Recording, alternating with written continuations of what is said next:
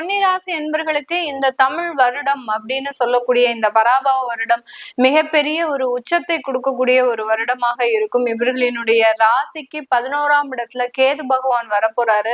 அதாவது வருடம் ஆரம்பித்து ஒரு 6 மாதத்துல வராரு. இதனால மிகப்பெரிய அளவுக்கு ஒரு ஏமாற்றங்களிலிருந்து ஒரு நிவர்த்திகள் அப்படின்றது கண்டிப்பாக கிடைக்கும். அந்த குருவினுடைய பெயர்ச்சியும் 10, 11, 12ஆம் இடம் இந்த 3 ஸ்தானங்களையும் அந்த குரு பகவான் கடந்து வர்றதுனால ஒவ்வொரு இடத்திலையும் நிறைய ஒரு வருமானத்தை சந்திக்கக்கூடிய ஒரு நேரமாக தான் இந்த கன்னிராசி என்பர்களுக்கு இருக்கும். இவர்களினுடைய தொழில்ல நிறைய வாய்ப்புகளை அடையக்கூடிய ஒரு வருடம் தான். இது நாள் வரைக்கும் ஒரு வாய்ப்புகள் கூட வரல. நிறைய கன்னிராசி என்பர்கள் இந்த சினிமா இண்டஸ்ட்ரீஸ்லயும் அடுத்து பாத்தீங்கன்னா டெலிசீரிஸ் அதாவது சீரீஸ் இண்டஸ்ட்ரீஸ்லயும் நிறைய பேர் இருப்பாங்க.